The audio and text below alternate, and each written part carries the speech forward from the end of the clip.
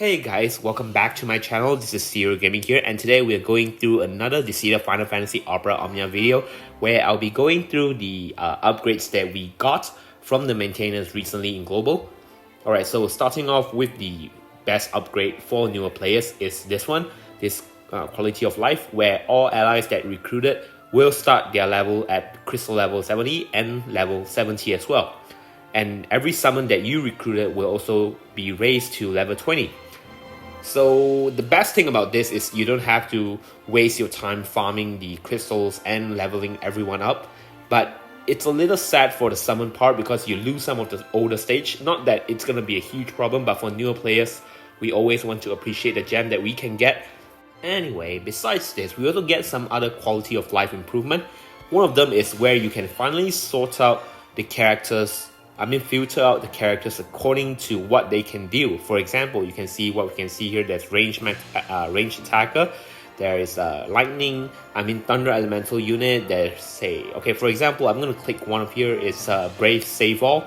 I'm not entirely sure what this means exactly, but I believe it means that you get some bravery refunds, because from what I can see from the units here, it does sound like that is the idea. Anyway, the other example we can see here is break, which means that it either guarantees break or it breaks them instantly. Is anything they do with the breaking mechanism, they are all over here. And of course, you can see this more niche skill, which is race. It means that you can actually revive your allies, which honestly, like I said, niche because there's not a lot of character that can do it and you don't really need it in most situations. But anyway, it's a very nice upgrade where you have your character sorted out or filtered out by what you really needed. For newer players, it's especially useful because you can maintain the orb from the Lufenia Plus stage by actually sorting out the characters that actually is able to fulfill the orb. But of course, for veterans, we already finished Lufenia Plus. Not that we have no use for this, it's just it's gonna be less required. But anyway, if you want to see what a specific character perform, what kind of traits, you can actually click on the character itself, and as you can see here, clicking on realm actually shows the traits on the left bottom of the panel where she perform magic, bravery attack and everything else, and the nice blind is also included.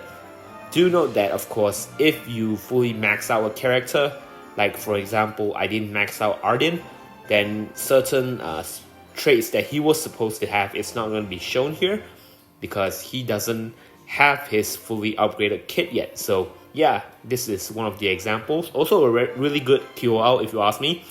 But the best thing about the next QOL is the fact that you can actually view all of your specific characters enhancement materials and how far you have enhanced them. For example, if you can see from what we have here, Sephiroth, clicking on this enhanced tab, which is shown on the left side, actually brings you to a new menu where you can see the crystal level strength, the level, and as well as everything else. Of course, you can also click the level up button or the specific, like if for example, if you want to view its armor token, you can actually just exchange it right here immediately, which is a really huge help for newer players because you don't have to go into the shop waiting for the loading time and everything. It saved definitely a lot of time here.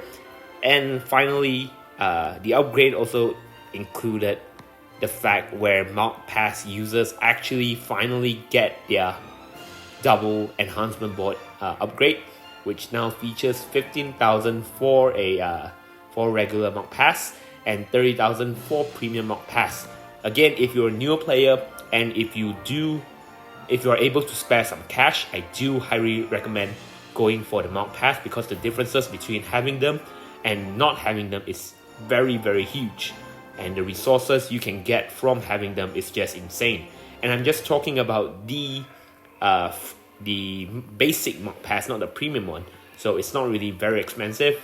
Regardless though, if you don't want to spend any money on the game, it's completely fine.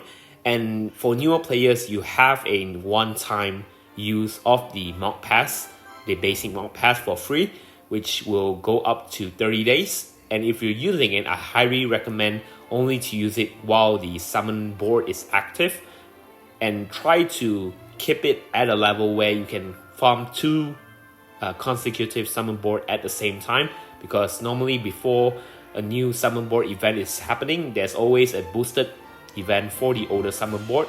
Try to time it well where you can just farm both at the same time so you can fully utilize that, not pass itself. Yeah, that's my recommendation for newer players, and I really like all this quality of life upgrade. It not just helped newer players coming into the game, and I hope you guys enjoy the game, of course. It also helps veterans like us actually fully experience the game in a less tedious way.